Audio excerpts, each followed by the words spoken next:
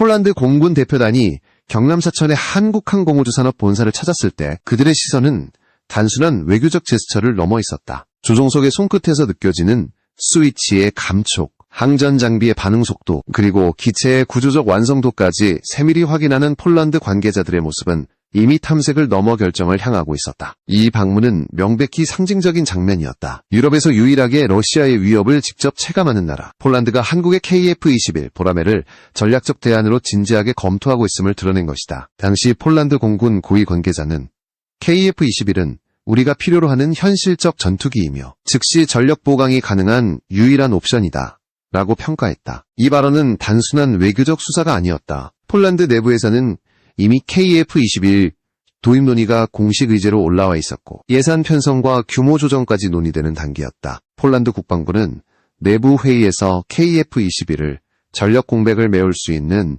유일한 4.5세대 전투기로 명시했다. 폴란드 언론 디펜스24는 이를 구체적으로 보도하며 KF-21 구매 논의는 탐색을 넘어 예비 협상 단계로 진입했다고 전했다. 폴란드가 왜 한국산 전투기에 이렇게 빠르게 끌렸는지는 명확하다. 현재 그들의 주력인 F-16의 개량 사업은 지연되고 있고 신규 도입 중인 F-35A는 아직도 초기 단계에 머물러 있다. 즉, 당장 러시아 공군에 맞설 전력은 턱없이 부족한 상황이다. 더구나 우크라이나 전쟁을 통해 러시아가 여전히 대규모 항공 전력을 보유하고 있다는 사실이 확인되면서 폴란드의 위기감은 현실로 바뀌었다. 이런 가운데 KF-21 은시간과 비용 두 가지 모두에서 현실적 해법을 제시한 것이다. 폴란드의 안보 환경은 하루하루가 긴장감의 연속이다. 우크라이나 전선이 흔들릴 때마다 폴란드 영공의 경계태세는 강화되고 러시아의 장거리 폭격기 출격 소식이 들릴 때마다 나토의 감시망이 긴급 가동된다. 이런 상황에서 10년 뒤를 내다보는 F-16 개량 사업은 너무 느리고 F-35A의 전력화 시점은 너무 멀다. 폴란드군 내부 보고서에서도 현재의 공군 전력은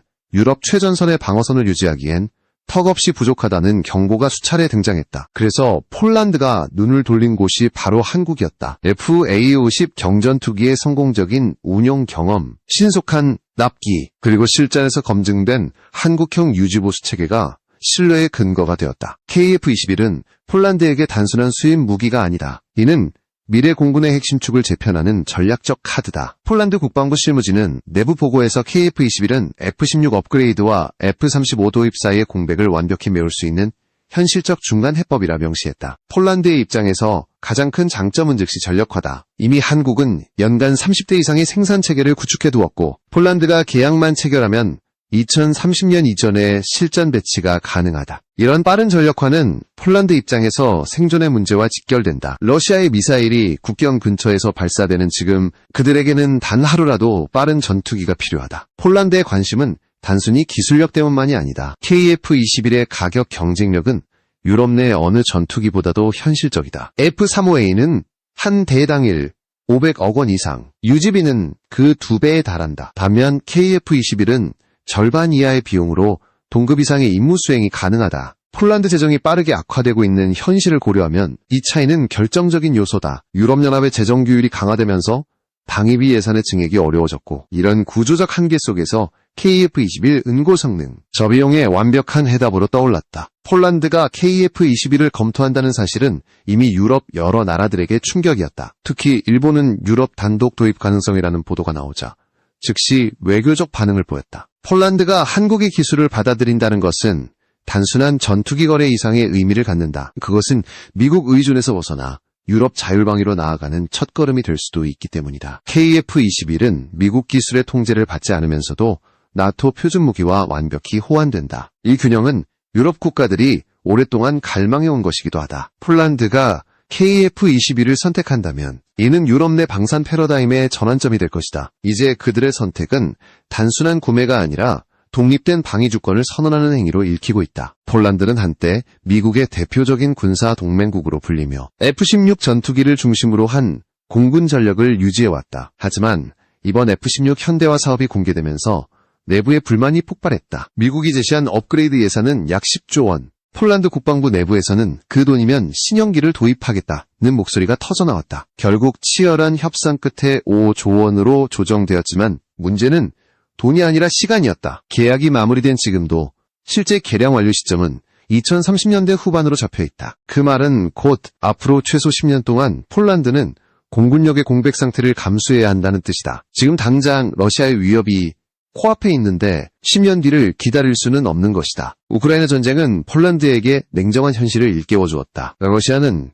여전히 수천 대의 전투기를 보유하고 있고 심지어 전쟁 중에도 공군 전력을 전략적으로 아껴 장기전에 대비하고 있다. 반면 폴란드에 실전 투입 가능한 전투기는 100대도 되지 않는다. 유럽의 최전선에 서 있는 그들의 위치를 고려하면 이는 전략적 공백이나 다름없다. 폴란드 국방분석센터 CBOS는 최근 보고서에서 현재의 전력 구성으로는 러시아 공군의 초기 타격을 방어할 수 없다고 지적했다. 폴란드는 이제 F-16을 개량하는 대신 전력의 틀 자체를 바꿔야 하는 시점에 와 있다. 한국의 KF-21은 그 해답으로 급부상했다. 폴란드는 남은 5조 원의 예산만으로도 KF-21 40에서 50대를 즉시 계약할 수 있다. 이렇게 되면 2030년대 초반부터 실제 전력화가 가능하며 동부 전선의 공군력 격차를 대폭 줄일 수 있다. 폴란드의 현 전력은 F-1648대, 수호의 공격기 몇 대, 그리고 최근 배치된 FA-51부에 불과하다. 여기에 F-35A 32대를 도입 중이지만 첫 인도는 2028년 이후로 예정돼 있으며 높은 유지비 때문에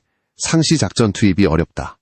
지금 폴란드가 가진 전력으로는 러시아의 위협에 즉각 대응하기 어렵다. KF-21이 바로 이 현실의 틈을 메울 수 있는 유일한 카드다. KF-21은 단순히 신형 전투기가 아니다. 폴란드의 입장에서 보면 그것은 시간을 사는 무기다. F-16 업그레이드는 결과를 보기까지 10년이 걸리지만 KF-21은 2년 안에 배치가 가능하다. 한국항공우주산업 KAI는 이미 연간 30대 이상의 양산 설비를 구축해 두었으며 필요시 생산 라인을 확장할 수 있는 인프라까지 갖추고 있다. 폴란드가 계약만 체결하면 24개월 이내에 초도기를 받을 수 있다는 뜻이다. 전쟁의 그림자가 점점 짙어지는 지금 폴란드에게 그 두 해는 생존의 문제와 같다. 폴란드의 국방 예산은 빠르게 소진되고 있다. 러시아와의 국경을 방어하기 위한 병력 증강, 미사일, 방어망 구축 그리고 우크라이나 지원 비용이 동시에 부담으로 작용하고 있다.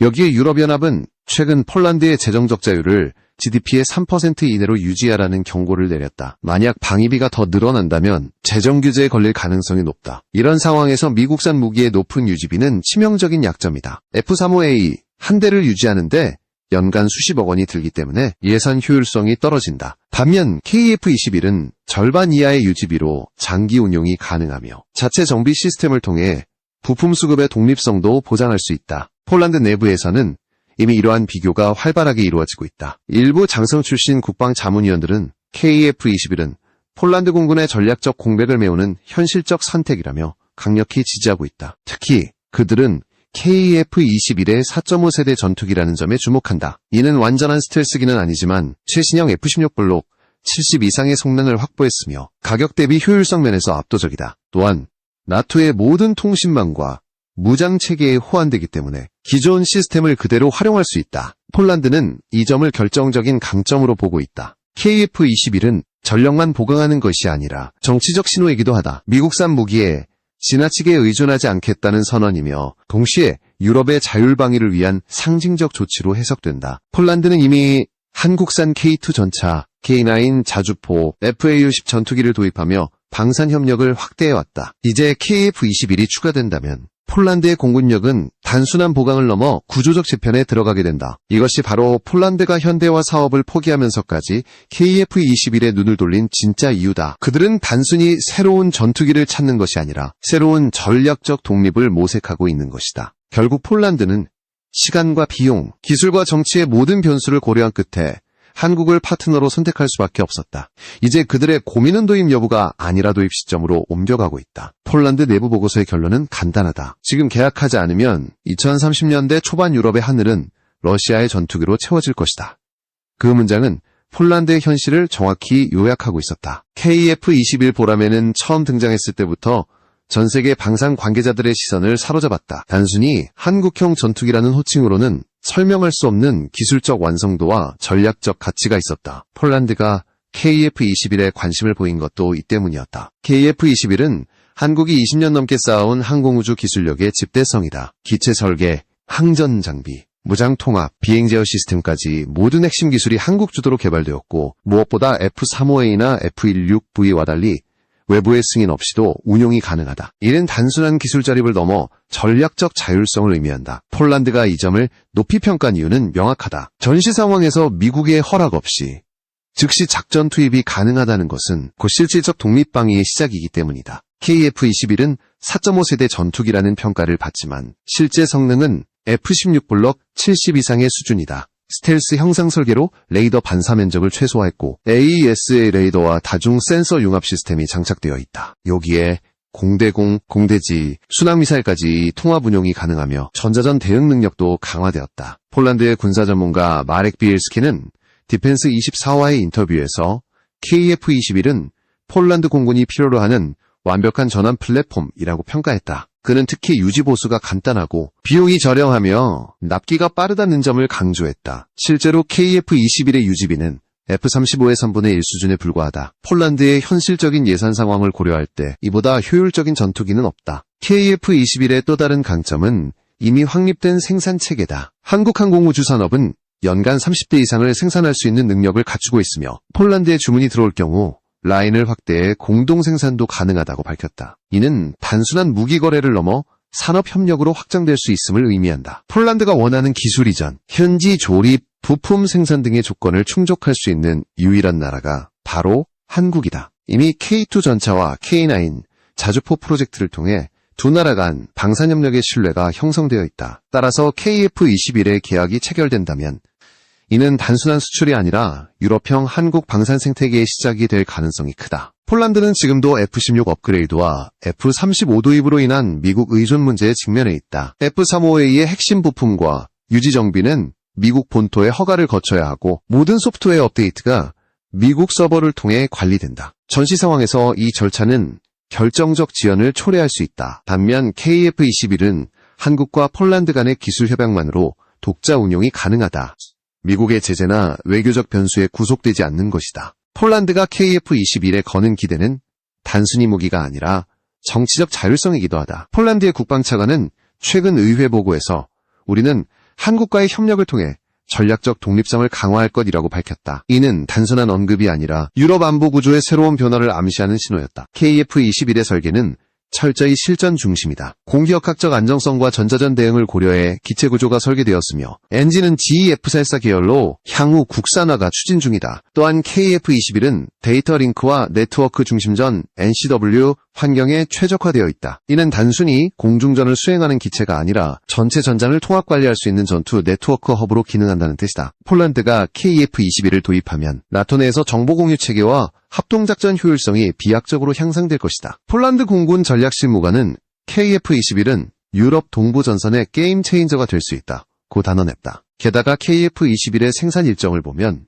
폴란드 입장에서 완벽한 타이밍이다. 한국은 이미 120대의 양산 계획을 확정했으며 2026년부터 본격적인 실전 배치가 시작된다. 폴란드가 지금 계약한다면 2028년 이전에 초도기를 받을 수 있다. F-35A의 첫 인도 시기보다 최소 2년 이상 빠르다. 시간과 효율, 그리고 정치적 유연성을 모두 갖춘 선택이다. 폴란드의 의회 방산위원회는 최근 비공개 회의에서 KF-21의 도입은 단기적 효과뿐 아니라 장기적 자주 국방력의 기반이 된다는 결론을 내렸다. 결국 그들의 시선은 기술이 아니라 전략적 가치에 있었다. KF-21의 강점은 단지 하드웨어가 아니다. 한국의 방산 구조는 이미 글로벌 수준의 후속 지원 체계를 갖추고 있다. 정비, 부품 공급, 시뮬레이터 교육, 전술 훈련까지 일괄 제공되는 토털 패키지 수출 모델은 폴란드가 원하는 이상적인 형태다. 폴란드 공군 관계자들은 이미 FA50 프로그램을 통해 한국의 정비 효율성을 경험했고 현장에서 이보다 실용적인 시스템은 없다고 평가했다. KF-21 역시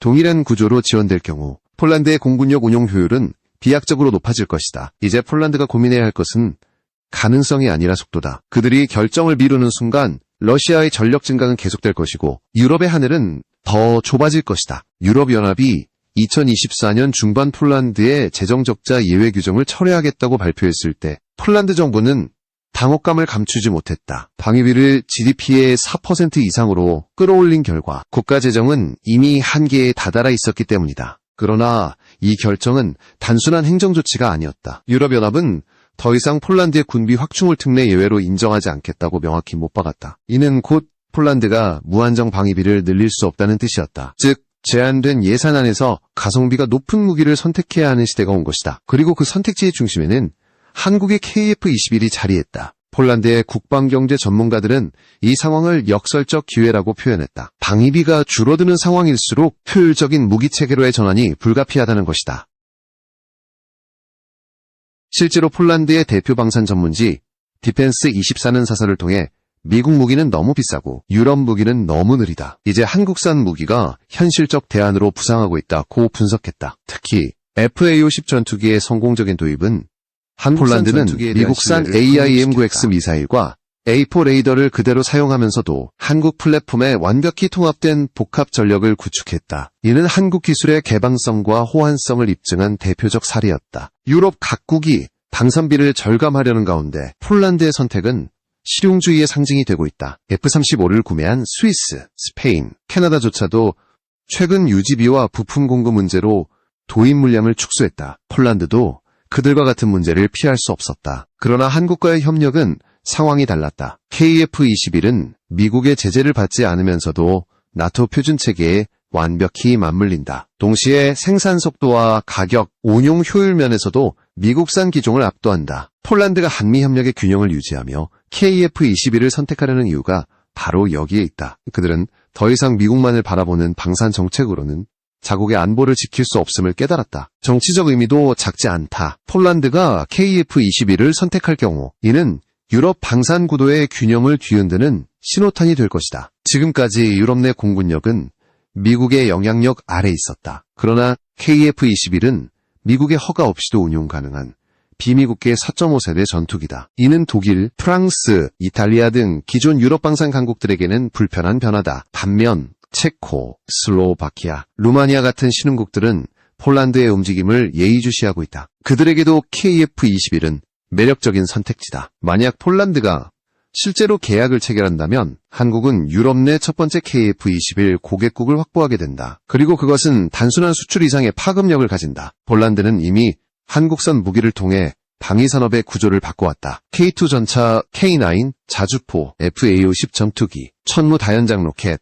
올 한국 기술이다. 이제 KF-21까지 추가된다면 폴란드는 사실상 한국형 전력체계를 완성하게 된다. 이 구조의 가장 큰 장점은 유지비의 단일화다. 부품, 소프트웨어, 훈련 시스템이 통합되어 있어 전체 운용 비용이 대폭 절감된다. 이는 재정 압박을 받는 폴란드 정부의 절대적인 매력이다. 유럽연합의 재정 제한 하에서도 군사력을 유지할 수 있는 유일한 방법은 바로 이런 모듈형 통합 전력이다. 한국은 이미 이를 체계화해 수출하고 있다. 이 때문에 유럽 내에서 도 폴란드 모델을 주목하는 시각이 늘고 있다. 한국산 무기가 유럽의 표준 방산 모델로 자리 잡을 가능성이 있다는 것이다. FA-50의 성능이 입증되고 KF-21이 추가되면 유럽 시장 전체가 유동칠 수 있다. 특히 이탈리아의 유로파이터나 스웨덴의 그리펜이 더 이상 비용 경쟁력을 내세울 수 없게 된다. 폴란드의 결정은 결국 유럽의 방산 지도 자체를 바꾸는 결과로 이어질 수 있다. 한국 방산이 단순한 하청이 아니라 기술, 독립형 파트너로 격상되는 순간이 바로 눈앞이다. 폴란드의 방산 전문가 아르투르 자콥스키는 최근 인터뷰에서 이렇게 말했다. 우리는 KF-21을 통해 단지 새로운 전투기를 사는 것이 아니다. 우리는 우리 스스로의 미래를 사는 것이다.